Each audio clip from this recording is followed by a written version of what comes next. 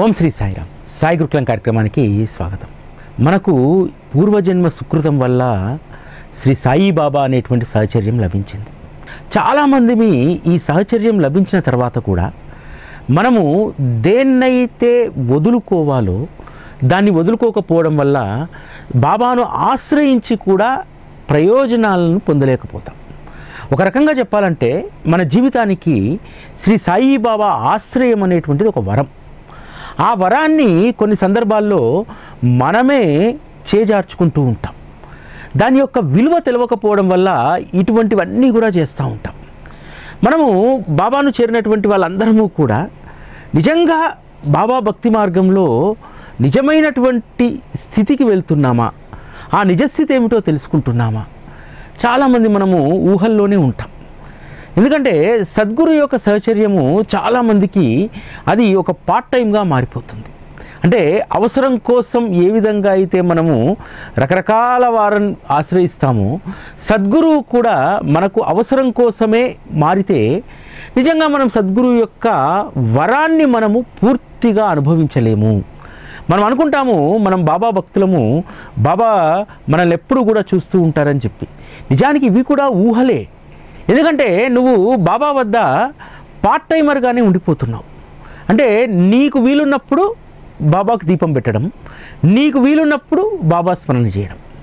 అలా కాకుండా బాబా సహచర్యంలోకి వచ్చిన తర్వాత జీవితంలో జరిగేటువంటి సంఘటనలన్నీ కూడా అవి బాబా అనుగ్రహం చేత జరుగుతున్నాయి. జరిగేటువంటి ప్రతి చర్య బాబా యొక్క కృపనే అనేటువంటి దాంట్లో మనం ఉండగలిగితే ఈరోజు మనము అనుభవించేటువంటి ఆనందంలో బాబా ఉన్నారనేటువంటి దాన్ని గుర్తించడం, కష్టంలో కూడా బాబా ఉన్నారనేటువంటి దాన్ని గుర్తించడం, ఇటువంటి భావన కలిగి ఉన్నప్పుడే బాబాతో మన సహచర్యం పరిపూర్ణంగా ఉంటుంది. బాబాను ఆశ్రయించిన తర్వాత మనం ఊహల్లో పడి అనేక రకాలైనటువంటి ఆలోచనలు చేస్తూ ఉంటాం. దానివల్ల మనము పొందినటువంటి వరాన్ని, బాబా అనేటువంటి వరాన్ని మనం పూర్తిగా సద్వినియోగం చేసుకోలేం. ఇదే విషయాన్ని సావిత్రిబాయి టెండూల్కర్ 151వ అభంగంలో చెప్తారు. నేను ఊహల్లో ఊరేగుతూ పూర్తిగా నిన్ను మరిచాను, మందమతినై కాలయాపన చేసి తిని, ఎన్నో అపరాధాలు చేసి తిని, ఇవి చెబుతూ సిగ్గుతో పశ్చాత్తాపడి తిని, స్వామి కడకు నీ పాదాలను ఆశ్రయించి తిని, నే చెడు చేయకుండా నిరోధించుము స్వామి అని అడుగుతుంది. మనం బాబాను ఆశ్రయించిన తర్వాత కూడా మనము ఆ ఆశ్రయాన్ని సద్వినియోగపరచుకోం. ఎందుకనంటే అనేక రకాలైనటువంటి మోహాలు మనల్ని చుట్టుముడుతూ ఉంటాయి. అనేక రకాలైనటువంటి ఆకర్షణలు మనల్ని ప్రభావితం చేస్తాయి. బాబా మార్గంలోకి వచ్చిన తర్వాత మనందరం ఏమనుకుంటామంటే తృప్తిగా జీవిద్దాం అనుకుంటాం. బాబాను అడుగుతాం, బాబా నువ్వు ఉంటే చాలు, ఇంకేమీ అవసరం లేదని. కానీ అనేక రకాలైనటువంటి మోహాలు, మాయ ఎప్పుడూ కూడా మనల్ని తన వైపు ఆకర్షించుకోవడానికి ప్రయత్నం చేస్తూ ఉంటుంది. ఎందుకంటే వరం పొందినటువంటి వాళ్ళ పట్ల మాయ చాలా కఠినంగా వ్యవహరిస్తుంది అన్నమాట. మాయ ఎప్పుడూ కూడా వరం పొందినటువంటి వాడిని ముంచేద్దామని చెప్పి ప్రయత్నిస్తూ ఉంటుంది. ఇక్కడ మీకు ఒక అద్భుతమైనటువంటి కథ చెప్తాను. సందోపసందులు అనేటువంటి ఇద్దరు రాక్షసులు అన్నాదమ్ములు కఠోరమైనటువంటి తపస్సు చేస్తారు. వారి కఠోరమైనటువంటి తపస్సుకు మెచ్చినటువంటి శివుడు ప్రత్యక్షమై వరాన్ని కోరుకోమంటాడు. వారు ఏం కోరుకుంటారంటే, మాకు మరణం లేకుండా వరాన్ని అనుగ్రహించు అని అంటారు. శివుడు అంటాడు, అది అసాధ్యమైనటువంటి పని, పుట్టినవాడు గిట్టక తప్పదు, అది సృష్టికి విరుద్ధమైనటువంటిది అని అంటారు. ఎలాగైనా సరే మాకు మరణం లేకుండా మీరు వరాన్ని ఇవ్వాలి. ఒక పని చేయండి, మమ్మల్ని ఎవ్వరూ కూడా వధించినా మేము చావకుండా వరాన్ని ఇవ్వండి. దాంట్లో ఒక వెసులుబాటు ఏంటంటే, మేము కలహించుకుంటే మాకు మేముగా ఒకరిపైన ఒకరు దాడి చేసుకొని చంపుకుంటే అలా మరణించేటువంటి వరాన్ని ఇవ్వండి అని అంటారు. ఎందుకంటే వాళ్ళిద్దరికి గొప్ప కాన్ఫిడెన్స్. ఇద్దరం అన్నదమ్ములము, ప్రేమ కలిగినటువంటి వాళ్ళము, మేమెందుకు ఒకరిపైన ఒకరు దాడి చేసుకొని చంపుకుంటాం అని చెప్పి ఆ నమ్మకంతో శివుణ్ణి వరం అడుగుతారు. శివుడు తదాస్తు అని చెప్పి వెళ్ళిపోతారు. ఆ తర్వాత వారి అరాచకాలు, దుర్మార్గాలు పెరిగిపోతాయి. అందరూ వెళ్ళి ఇంద్రుడికి మొరపెట్టుకుంటాడు. మొరపెట్టుకుంటే ఇంద్రుడు విశ్వకర్మను ఆదేశిస్తాడు, ఒక అత్యంత అందమైనటువంటి స్త్రీని సృష్టించి వారిద్దరి దగ్గరికి పంపించమని చెప్పి. తిలోత్తమ అనేటువంటి అప్సరసను సృష్టించి వారి దగ్గరికి పంపిస్తాడు. వారి ఎదుటకు వెళ్ళినటువంటి తిలోత్తమను చూసి ఇద్దరు రాక్షస సోదరులు కూడా ఆమెను మోహిస్తారు. మోహించి మొదటివాడు అంటాడు, నేనే చూశాను కాబట్టి తిలోత్తమ నా సొంతం అంటాడు. రెండోవాడు అంటాడు, లేదు ఆమెను ఫస్ట్ నేనే ముట్టుకున్నా కాబట్టి ఆమె నా సొంతం అంటారు. అప్పుడు తిలోత్తమ అంటుంది, ఒక పని చేయండి, మీ ఇద్దరిని వరించడానికి నాకేమీ అభ్యంతరం లేదు, కానీ మీరు మీ ఒకరికి మాత్రమే సొంతం కావాలని చెప్పి మీరు వాదులాడుకుంటున్నారు. కాబట్టి మీలో ఎవరు బలవంతుడో తేల్చుకుంటే వారిని నేను వరిస్తానంటుంది. ఇద్దరు చాలా ఘోరంగా యుద్ధం చేసుకొని ఇద్దరూ పొడుచుకొని చచ్చిపోతారు. దాంతో వాళ్ళ యొక్క చరిత్ర ముగుస్తుంది. ఇక్కడ ఏమిటి, ఎంతో కష్టపడి సంపాదించినటువంటి వరాన్ని కేవలం వ్యామోహం అనేటువంటి దానికి లొంగిపోయి ఆ వరాన్ని వారు చేజార్చుకున్నారు. మనం కూడా సద్గురు అనేటువంటి వరం అంత సునాయాసంగా మనకు లభించినటువంటిది కాదు. మనము ఎన్నో జన్మలుగా అనేక పుణ్యశయాలు చేయడం ద్వారా ఈ కలియుగంలో మనం సద్గురువును ఆశ్రయించగలిగాం. ఎందుకంటే కలియుగంలో సద్గురువును ఆశ్రయించినటువంటి వారే అసలైనటువంటి వరాన్ని పొందినటువంటి వారు. ఎందుకంటే సద్గురువు వద్ద ఎంత సురక్షితమైనటువంటి జీవితం ఉంటుందనేటువంటిది సావిత్రిబాయి టెండూల్కర్ రాసినటువంటి ఈ భజనమాల అభంగాలు మనకు తెలియజేస్తాయి. ఎందుకంటే మనం అందరము కూడా చాలా ఊహల్లో తేలియాడుతూ ఉంటాం. ఊహల్లో తేలియాడడం అనేటువంటిది మాయతో మనం రమించినట్టే. బాబా ఆశ్రయంలో ఉన్నటువంటి మనందరము కూడా వాస్తవికంలో జీవించాలి. నేను చేసేటువంటి ప్రతి చర్య కూడా సద్గురువు కనిపెట్టుకుని చూస్తున్నారు కాబట్టి నేను ఎంత జాగ్రత్తగా ఉండాలి.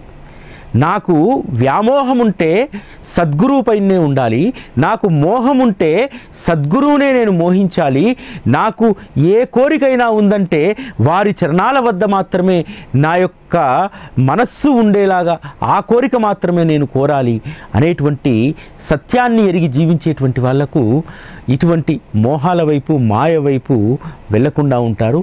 జీవితాలు సురక్షితంగా ఉంటాయి. భజనమాల మన జీవితానికి ఒక గొప్ప పాఠం.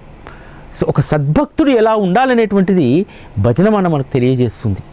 మానవ జీవితంలో ఏదైనా ప్రయోజనకరమైనది ఉంది అని అంటే ఒక్క సద్గురు సహచర్యం మాత్రమే. అది ఎంత ప్రయోజనకరం, మన జీవితానికి ఎంత అద్భుతంగా అది ఉపయోగపడుతుందనడానికి 154వ అభంగంలో ఒక అద్భుతమైనటువంటి మాట రాస్తారు. సాధువుల సాంగత్యం ఇచ్చును ఉత్తమ ఆలోచన ఆచార వ్యవహారాలు, పితృదేవత గణాలు సంతసించి పలికెదరు ఆశీర్వచనాలు. ఇది సాక్షాత్తు మనం సచ్చరితలో అనేక సందర్భాల్లో మనం చదువుకుంటాం. ఎందుకంటే సద్గురువును ఆశ్రయించిన తర్వాత 100% మనలో సద్గుణాలు పెంపొందించబడతాయి. సద్గుణాలు పెంపొందించబడి సదాచారాల వైపు మనం వెళ్తే మన పితృదేవతలు సంతోషించి ఆశీర్వదిస్తారట. ఇది మీరు పితాలే కథలో ప్రతిసారి చదువుతారు కదా. పితాలే కొడుకు మూర్ఛవ్యాధి వస్తే షిరిడీకి తీసుకొస్తారు.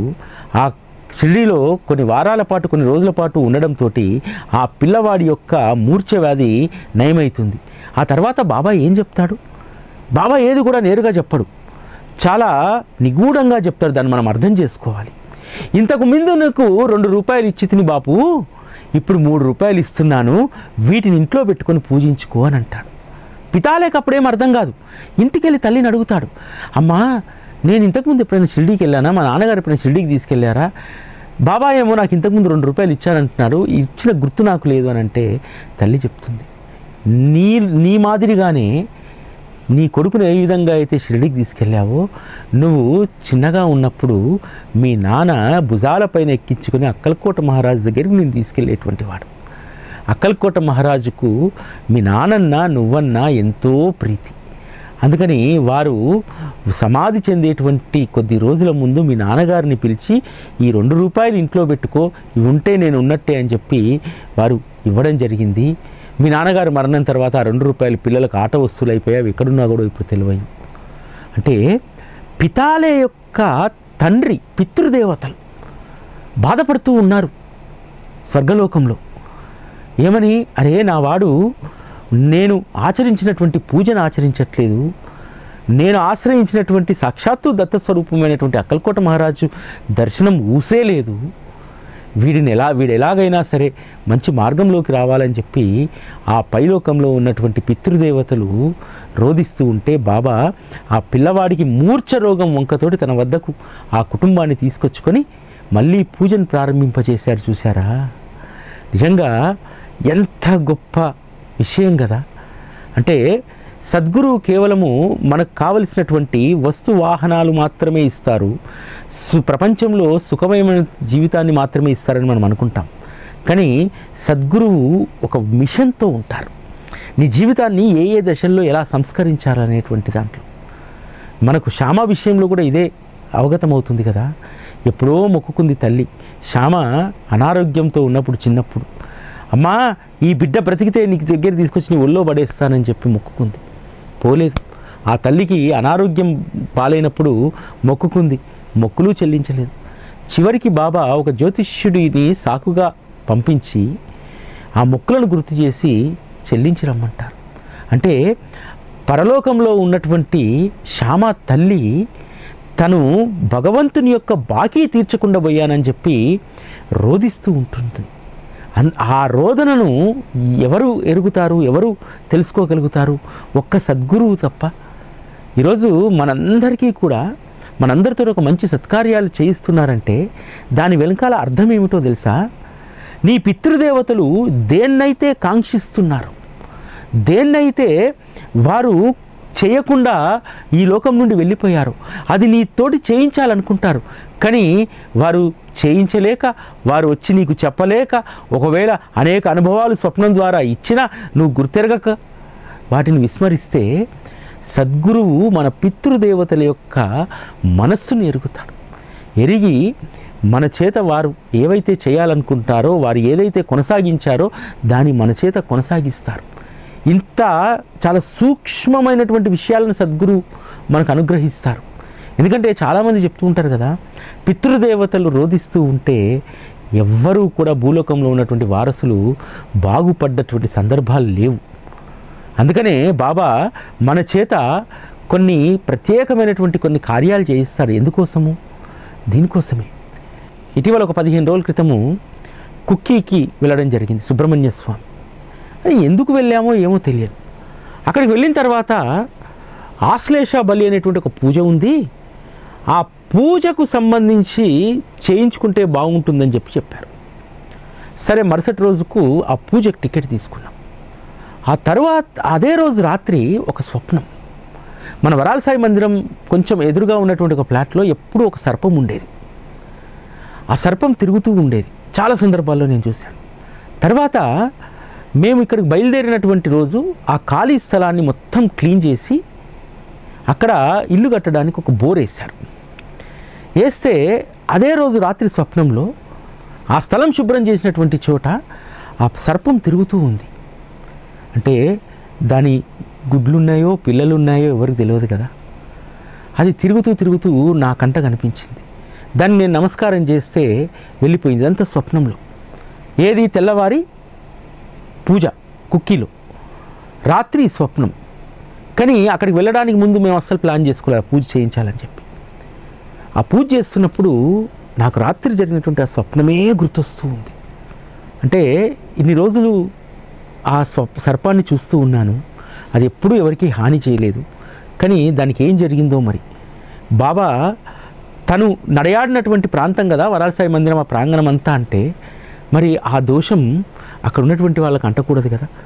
అందుకని ఆ పూజ చేయించారని చెప్పి తెలిసి ఆ పూజ జరుగుతున్నంతసేపు ఆ పాము రూపాన్నే మనసులో తలుచుకుంటూ ఆ పూజలో పాల్గొనడం జరిగింది. అంటే మనకు తెలియనటువంటి చాలా సూక్ష్మమైనటువంటి విషయాలను బాబా గమనిస్తాడు. సర్వసాధారణంగా తనను ఆశ్రయించినటువంటి వారి బాకీ ఉండకుండా చూస్తారు. అది పితృదేవతలు కాంక్షించినటువంటి పని కావచ్చు, మనం జన్మతః కొన్ని బాకీలు ఉంటాయి మనకు, ఆ బాకీలు కావచ్చు ఆయన తీర్పించేసి పితృదేవతల యొక్క అనుగ్రహాన్ని మనకిస్తారట. అంటే అభంగాలు లింక్ చేయడంలో సావిత్రిబాయి టెండూల్కర్ ఎంత అద్భుతంగా లింక్ చేశారో చూడండి. సాధువుల సాంగత్యం ఇచ్చును ఉత్తమ ఆలోచన ఆచార వ్యవహారాలు, పితృదేవత గణాలు సంతసించి పలికెదరు ఆశీర్వాదాలు. ఇంతకంటే గొప్పగా ఏం రాయగలుగుతాం? అంటే సద్గురువును ఆశ్రయిస్తే సద్భక్తి కలగడమే కాదు, మనలో సత్ ఆచారాలు కూడా మనలో వికసిస్తాయి. తద్వారా నీకు శ్రేయస్కరమైనటువంటి పితృదేవతల యొక్క ఆశీర్వాదాలు అందుతాయి అనేటువంటిది నిజంగా మహాద్భుతమైనటువంటిది. ఒక రకంగా చెప్పాలంటే బాబా యొక్క అవతారం, వారు ఈ కలియుగంలో వెలిసినటువంటి తీరు, ఇవన్నీ కూడా అనేక సంశయాలు, అంతే కదా, అనేక సంశయాలు ఉంటాయి బాబా అవతారంలో. అసలు ఎవరి బాబా, ఎందుకు వచ్చాడు, అసలు తల్లిదండ్రులు ఎందుకు లేరు, ఇవన్నీ అందరికి కలిగేటువంటి సంశయాలు. ఇన్ని సంశయాలు ఉన్నా సరే ఆ సంశయాల రంధ్రాన్వేషణ లేకుండా బాబా దగ్గరికి వచ్చినటువంటి వాళ్ళం ఎవరైనా సరే ఈ సంశయాల పట్ల రంధ్రాన్వేషణ చేస్తామా? చేయం కదా. ఇటువంటి విషయాల జోలికి వెళ్లకుండా ఆయన యొక్క ప్రేమ రూపము మనల్ని కట్టిపడేస్తుంది. అసలు వాటి గురించి ఆలోచించం. దానికి సంబంధించి ఒక అద్భుతమైనటువంటి అభంగము 156వ అభంగం ఉంటుంది భజనమాల్లో. మన మనస్సులకు ఎంత శాంతిని కలిగిస్తుందంటే అభంగము, ఏమని పొగడెదము సాయి నీ మహిమలు, ఎవరికి తెలియవు నీ వివరములు, మీ పుట్టుక ఎరుగము మీ గురువును ఎరుగము, షిరిడీనే ఆవాసముగా ఏల చేసుకుంటురో కూడా ఎరుగము, ఒంటిపై కఫిని తలకు వస్త్రము ధరించిన ఓ సాయి నీ వాక్కులు అమోఘం. అంతే కదా. ఏం తెలుసు మనకు బాబా గురించి? తెలుసుకునేటువంటి ప్రయత్నం చేసినా సరే అది ఎవరికైనా అర్థమవుతుందా? అందుకనే ఇవన్నీ కనుక్కొనలేనటువంటి అశక్తులం, కానీ నీ అమోఘమైనటువంటి వాక్కులకు మేము పడిపోయాం. ఆ అమోఘమైనటువంటి వాక్కులు మమ్మల్ని ఏ యోచన చేయకుండా చేసేసాయి. అంతే కదా. సచ్చరితలో ఉన్నటువంటి అద్భుతమైనటువంటి బాబా వాక్కులు చదువుతూ ఉంటే, అవి శ్రవణం చేస్తూ మననం చేస్తూ ఉంటే ఎంత ఆనందం కలుగుతుంది. ఆ ఆనందం ముందు సంశయం ఎందుకు కలుగుతుంది? కలగదు కదా. బాబా అంటారు, మీకంటే అందరూ ఉన్నారు, నా కోసం ఎవరూ లేరు, నా వారంటూ ఎవరూ లేరు అని అంటారు. ఆ ఒక్క మాట బాబా మెడను పెనవేసుకోవాలనిపిస్తుంది. ఎందుకంటే బాబా ఈ మాట నువ్వు మాట్లాడొద్దు బాబా, నేను లేనా అని చెప్పి బాబా మెడను చుట్టి ఆ విధంగా ఆయన ఒడిలో వాలిపోవాలని చెప్పి అనిపిస్తుంది. ఇక మనకు సంశయాలు ఎక్కడుంటాయి? కాబట్టి ఆయన ఆనంద స్వరూపమే మనకు కనిపిస్తుంది తప్ప ఆయన ఎవరు, ఎక్కడి నుంచి వచ్చారు, ఆయన గురువు ఎవరు, షిరిడీనే ఎందుకు ఆవాసంగా చేసుకున్నారు? 7 కొండలవాడు వెంకటరమణుడు 7 కొండల పైన ఉన్నాడంటే దానికి ఒక కథ ఉంది. నరసింహస్వామి ప్రతి క్షేత్రానికి ఒక కథ ఉంటుంది. ఈశ్వరుడి యొక్క జ్యోతిర్లింగానికి, అమ్మవారి యొక్క శక్తిపీఠాలకు ప్రతిదానికి ఒక వృత్తాంతం ఉంటుంది. షిరిడీకి ఏది వృత్తాంతం? షిరిడీకి ఎందుకు వచ్చారు బాబా, అక్కడే ఎందుకు వెలిశారు? ఎప్పుడైనా మనం దీని గురించి యోచించామా? లేదే. ఎందుకంటే ఇక్కడ యోచనలు అనేటువంటిదే ఉండదు.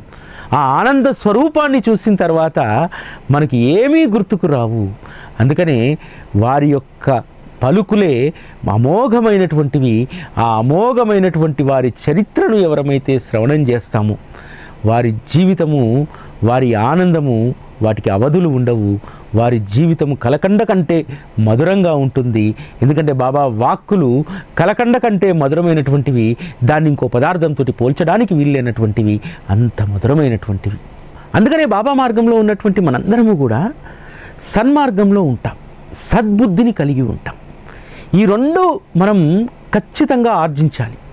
బాబా దగ్గర అనేకం మనం ఆర్జించవచ్చు, కారు ఆర్జించవచ్చు, ఇల్లును అడగవచ్చు, రకరకాలైనటువంటి అడగవచ్చు బాబాను. కానీ ఇవి రెండూ లేకపోతే అవి ఎందుకు పనికిరావు. అదే విషయాన్ని అద్భుతమైనటువంటి అభంగంలో రాస్తారు 158. ఈ అభంగం ఎంత అద్భుతంగా ఉంటుందంటే, సద్గుణాలను తెలుసుకొనుట మంచి వ్యవహారము, పరుల కార్యము పాడు చేసిన నీవే పడెదవు దుఃఖం, దేహధర్మం పాటించి చేయు దైవ కైంకర్యం, దేహమును సత్కార్యములకే చేయు వినియోగం, ఎవరి దుఃఖాలకు వారే కారణం, దీనికి భగవంతుణ్ణి నిందించుట మూర్ఖత్వం. ఈ ఒక్క సత్యాన్ని మనం గుర్తెరగాలి. మనం పడేటువంటి కష్టాలకు మనమే బాధ్యులం. దైవాన్ని నిందించడం అనేటువంటిది సరైనటువంటిది కాదు.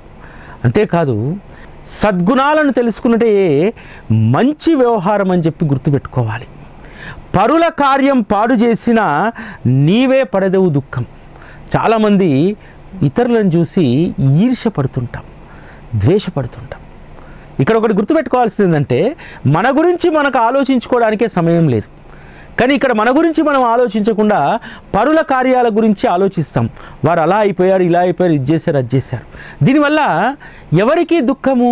నీకే దుఃఖం. పరుల గురించి ఎప్పుడైతే ఆలోచిస్తావో అప్పుడు నీవే దుఃఖపడతావు. కాబట్టి దేహాన్ని దైవ కార్యం కోసమే దాన్ని కైంకర్యం చేయి. సత్కార్యాల కోసమే మనస్సును వినియోగించాలి. ఎవరి దుఃఖాలకు వారే కారణం అని చెప్పి ఎరిగి ఉండాలి.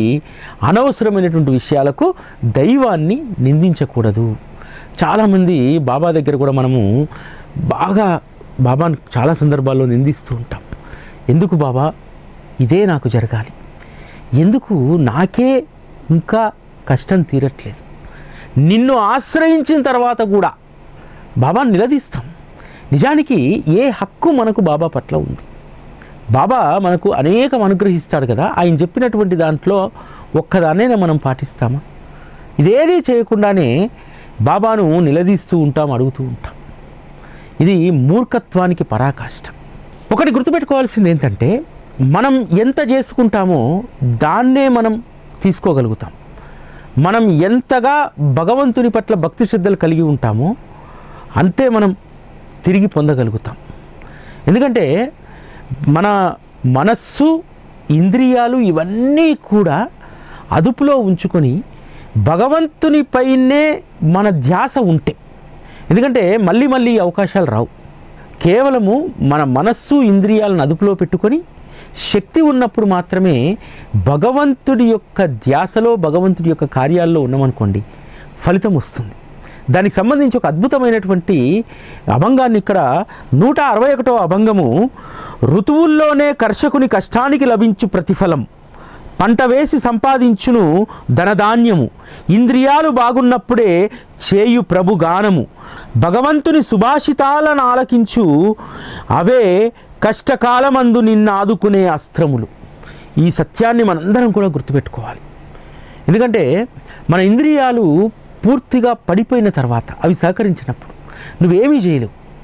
ఇంద్రియాలు బాగున్నప్పుడే నువ్వు దైవం యొక్క సేవలో ఉండగలిగితే, దైవ స్మరణలో ఉండగలిగితే, దైవంతో సహచర్యం చేయగలిగితే, ఆ సహచర్యమే నువ్వు కష్టకాలంలో ఉన్నప్పుడు ఆదుకునేటువంటి అస్త్రం. ఇక్కడ మనకు అద్భుతమైనటువంటి తార్కాణం ఉంది. ఋతువుల్లోనే కర్షకుని కష్టానికి ఫలితం లభిస్తుంది, పంట వేసి సంపాదించును ధనధాన్యములు. అంతే కదా, ఎండాకాలంలో పంట వేశాడనుకోండి, వస్తుందా? రాదు కదా. ఎప్పుడైతే ఋతువు అనుకూలంగా ఉంటుందో, ఎప్పుడైతే మన శరీరం సహకరిస్తుందో, అనుకూలంగా ఉంటుందో, అప్పుడే మనము భగవంతుని సహచర్యాన్ని పరిపూర్ణంగా అనుభవించాలి, భగవంతుని సహచర్యంలో ఉండాలి. అదేవిధంగా ఇంద్రియాలు బాగున్నప్పుడే మనం ప్రభువు యొక్క గానం చేయాలట. ఎందుకంటే నోరు, చెయ్యి, కాళ్ళు పడిపోయిన తర్వాత, కళ్ళు కనబడిన తర్వాత మనము ఏ గానము చేయలేము, అందుకు శరీరం సహకరించదు. అదేవిధంగా భగవంతుని యొక్క సుభాషితాలను ఆలకించు. ఆ సుభాషితాలే నిన్ను కష్టకాలంలో ఆదుకునేటువంటి అస్త్రాలు. అందుకనే శ్రీ సాయి సచ్చరితలో హేమాడ్ పంత్ పదే పదే పదే పదే చెప్తాడు, కథలను మననం చేయండి, చరిత్రను ప్రతిరోజు శ్రవణం చేయండి, అవే మీకు శక్తియుక్తులను అనుగ్రహిస్తాయి. దీన్ని అందరం మనం విస్మరిస్తాం. ఎవరమైతే నిత్యము బాబా యొక్క పలుకులను, వారి యొక్క బోధను, వారి కథామృతాన్ని మనం శ్రవణం చేస్తామో, మననం చేస్తామో, అవే మనకు చివరకు ఉపయోగపడేటువంటి అస్త్రాలు. అంత్యకాలంలో అవే మనకు ప్రశాంతతను, సుఖాన్ని, ఆనందాన్ని ఇస్తాయి. సుఖంగా ఈ లోకాన్ని వదిలిపెట్టి వెళ్ళడానికి అవే మనకు గొప్ప అస్త్రాలుగా ఉపయోగపడతాయి. ఇక్కడ మనం ఇంకొక విషయాన్ని గమనించాలి. మనందరి గురించి ఎక్కువగా ఎవరు బెంగపెట్టుకుంటారు, ఎవరు బాధపడతారు? మనం అనుకుంటాం మన తల్లిదండ్రులు, వయసు పెరిగిన తర్వాత బిడ్డలు మన గురించి ఆలోచిస్తారు, బెంగపెట్టుకుంటారు అని చెప్పి మనం అనుకుంటాం. కానీ అసలు సత్యం ఏమిటో తెలుసా? మన గురించి ఎక్కువగా ఆలోచించేవారు, మన గురించే తప్పించేటువంటి వారు ఒక్క శ్రీ సాయిబాబానే. ఆ విషయాన్ని ఎంత అద్భుతంగా 171వ అభంగంలో రాస్తారంటే, తల్లికి బిడ్డలపై అనురాగం, బాబాకు అంతకు మించి భక్తులతో అనుబంధం, భక్తుల బాధల భారం బాబాకు తృణప్రాయం, తీయని పలుకుల మాధుర్యం బాబా వచనామృతం, బాబా నన్ను సంస్కరించుటకు అవసరమైతే దండించు బాబా. ఎంత అద్భుతమైనటువంటి అక్షరాలు! ఇవి చదివితే కడుపు నిండిపోతాయి. బాబా మన కోసం ఇంతగా తప్పిస్తారా అనేటువంటి ఆనందం ఉప్పొంగిపోతుంది. తల్లికి బిడ్డపై అనురాగమే, కానీ బాబాకు అంతకు మించి భక్తులతో అనుబంధం. అంతే కదా, తల్లిని, తండ్రిని, బిడ్డలను, ఈ లోకాన్ని, సమస్తాన్ని మరిపించేటువంటిది శ్రీ సాయిబాబా. ఇంతకు మించి ఏం లేదు.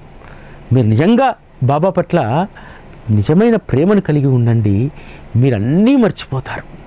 మీరన్నీ మర్చిపోయి సర్వస్వం బాబా అంటారు. ఈరోజు ఇది కొన్ని లక్షల కోట్ల మందికి ఇది అనుభవం. ఎందుకని?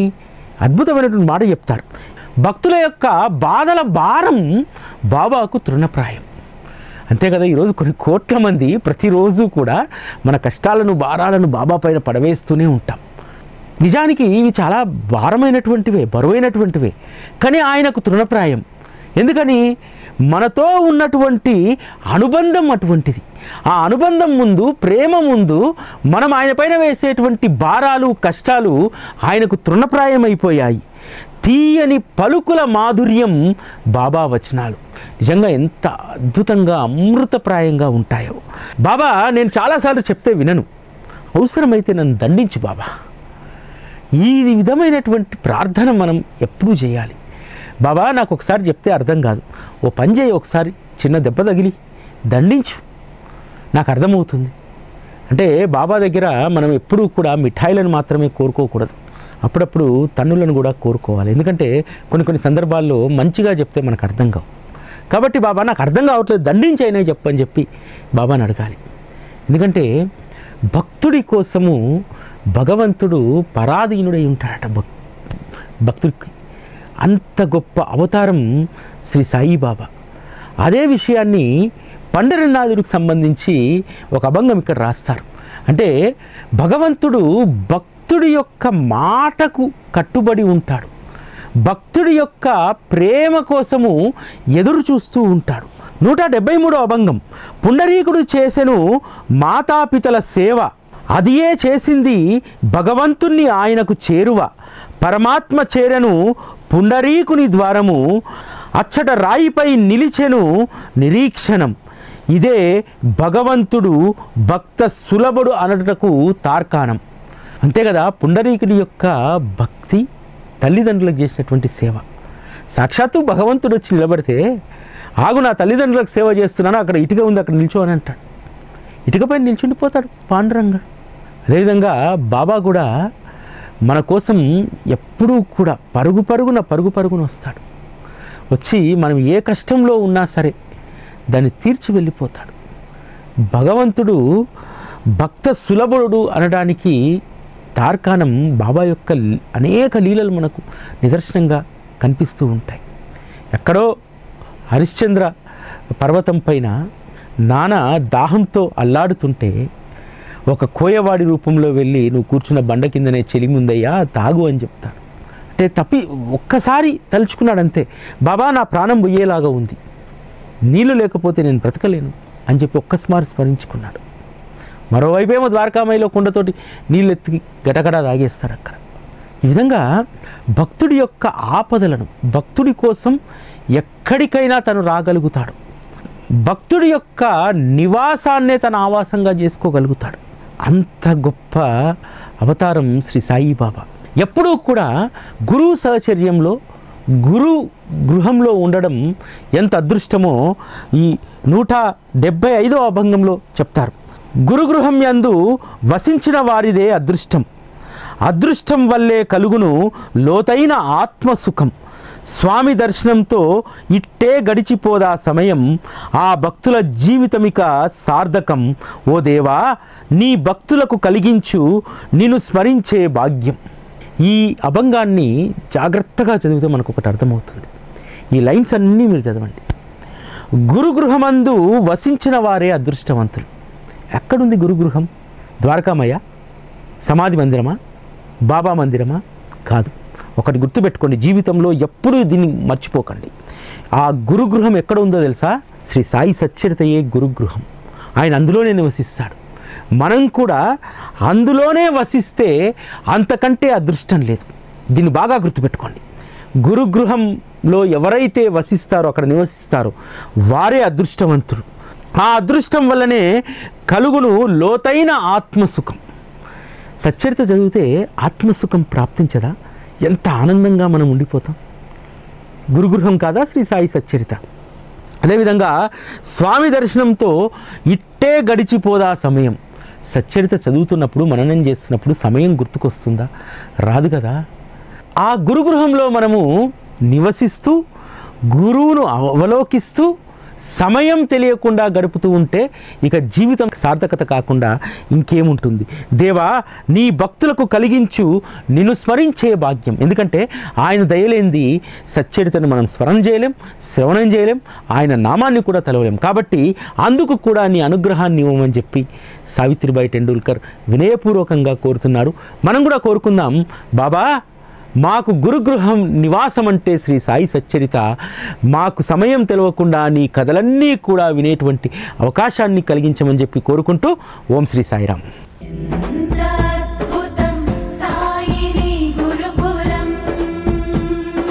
శిక్షణే తప్ప శిక్షలు లేని శరణాగతి సౌదం.